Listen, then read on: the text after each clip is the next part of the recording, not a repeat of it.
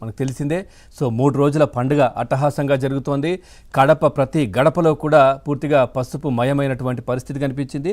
So ఫ్యూచర్లో అంటే ఏం చేయబోతున్నాము, సో రాష్ట్ర భవిష్యత్తు కావచ్చు, లేదంటే దేశానికి ఏ విధంగా వెన్నుదన్నుగా ఉండబోతోంది రాష్ట్రం, అదేవిధంగా ఏ విధంగా డెవలప్ చేయబోతున్నాం రాష్ట్రాన్ని అనే అంశాలు కూడా చాలా ప్రస్తావిస్తూనే గత 5 సంవత్సరాలు జగన్మోహన్ రెడ్డి చేసినటువంటి అరాచకాలు కూడా, ఆయన చేసినటువంటి విధానాలు కూడా, అవన్నీ కూడా ఎండగడుతూ అక్కడ పూర్తిగా దానికి సంబంధించినటువంటి అంశాలు చర్చ జరిగినటువంటి పరిస్థితి అయితే కనిపించింది. పూర్తిగా అంటే మహానాడును చూసి ఇటు వైసీపీ లీడర్లు కూడా పూర్తిగా ఓర్వలేకపోతున్నారు అనే దృశ్యాలు కూడా కనిపించాయి. మనం చూస్తా ఉన్నాం చాలా ప్రాంతాల్లో కూడా, ముఖ్యంగా పులివెందుల ఏరియా కావచ్చు, లేదంటే కొన్ని ప్రాంతాల్లో కూడా ఆ బ్యానర్లు చించేయడం కావచ్చు, లేదంటే జెండాలు పీకేయడం కావచ్చు, ఇట్లాంటి కార్యక్రమాలు కూడా చేసినటువంటి పరిస్థితి కనిపించింది. పూర్తిగా ఫ్లెక్సీలు కూడా పూర్తిగా చింపేసినటువంటి పరిస్థితి. సో అధికారం పోయాక కూడా ఈ దౌర్జన్యం ఏంటి అంటూ కూడా చాలామంది పసుపు సైనికులు కూడా మాట్లాడుతున్నటువంటి పరిస్థితులు, పూర్తిగా ఈ బెదిరింపులు ఏంటి అంటూ కూడా చాలా ఆవేదన, అంటే ఇంకా కూడా వీళ్ళ ఆగడాలు ఆగట్లేదు అని కూడా చాలామంది ఇబ్బందులు పడుతున్నటువంటి పరిస్థితులు అయితే కనిపిస్తూ ఉన్నాయి. ఎందుకంటే పూర్తిగా కూటమి ప్రభుత్వం అంతా ప్రజాస్వామ్యయుతంగా పూర్తిగా చట్ట ప్రకారం ముందుకెళ్తున్నటువంటి పరిస్థితి కనిపిస్తూ ఉంది. ఎక్కడ కూడా దౌర్జన్యాలు కావచ్చు ఇట్లాంటివి చేసిన పరిస్థితి లేదు. ఈ నేపథ్యంలో ఇంకా అటువైపు ఉన్నటువంటి ఈ నీలి రౌడీలు కావచ్చు ఇష్టానుసారంగా రెచ్చిపోతున్నటువంటి పరిస్థితులు మనకు కనిపిస్తూ ఉన్నాయి. అట్లాగే ఈరోజు కడపలో, ముఖ్యంగా పులివెందులలో ఈ వైఎస్ రాజారెడ్డి శత జయంతి వేడుకలు కూడా నిర్వహించినటువంటి పరిస్థితులు.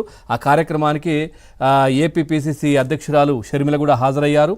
సో పూర్తిగా ఆమె కూడా రాజారెడ్డి చేసినటువంటి పనులు కావచ్చు ఇవన్నీ కూడా మాట్లాడుతూ, ముఖ్యంగా చివరిలో కొంచెం భావోద్వేగానికి లోనై చెప్పింది, రాజారెడ్డి గారు ఖచ్చితంగా మహిళలను గౌరవించే విధానం కావచ్చు, ఆడబిడ్డలను చూసుకునే విధానం కావచ్చు, ఇట్లాంటి మాటలు కూడా మాట్లాడిన పరిస్థితి. సో ఎందుకు అనంటే మనం చూస్తూ ఉన్నాం జగన్మోహన్ రెడ్డి ఏ విధంగా షర్మిలకుతో ప్రవర్తిస్తున్న తీరు కావచ్చు, తనను పూర్తిగా తనకు రావాల్సినటువంటి ఆస్తులో, లేదనంటే రాజకీయంగా కూడా తను పడ్డ కష్టానికి ప్రతిఫలమో ఏవి ఇవ్వకుండా కూడా నిర్దాక్షిణ్యంగా బయటకు పంపించడం, ఇవన్నీ కూడా ఆ ప్రాంతంలో చర్చ జరుగుతూ ఉంది. ఇది షర్మిల కూడా చెప్పకనే చెప్పింది అనే అంశం కూడా మనకు కనిపిస్తూ ఉంది. సో ఈ విధంగా పూర్తిగా మరి జగన్మోహన్ రెడ్డి ఈరోజు పూర్తిగా ఎట్లా మరి రాజారెడ్డికి సంబంధించిన కార్యక్రమం జరుగుతుంటే కూడా మరి పులివెందులకు ఎందుకు రాలేదు, కడప జిల్లాకు ఎందుకు రాలేదు అనంటే, ఇక్కడ మహానాడు జరుగుతోంది, మరి దానికి భయపడి రాలేదా, వస్తే మరి ఇక్కడ అంతా పసుపు మయంగా కనిపిస్తూ ఉంది, వాటిని చూసి ఓర్వలేక జగన్మోహన్ రెడ్డి రాలేదా, మరి ప్రతి సంవత్సరం కూడా వచ్చి ఏదో అక్కడ పార్టిసిపేట్ చేసేటటువంటి వ్యక్తి, మరి పూర్తిగా నేను రాజారెడ్డి రాజ్యాంగాన్ని అమలు చేసినటువంటి వ్యక్తి జగన్మోహన్ రెడ్డి, మరి ఆయన జయంతి వేడుకకు ఎందుకు హాజరు కాలేదు అనేది కూడా చర్చ జరుగుతూ ఉంది. ఈ వార్త స్ప్రెడ్ అయ్యి ఈ వార్త నలుగురి నోట్ల వస్తున్నటువంటి సమయంలో కూడా అప్పుడు మరి ఒక వీడియోను వాళ్ళకి సంబంధించిన పత్రికలు కావచ్చు ఛానల్లో కూడా రిలీజ్ చేశారు.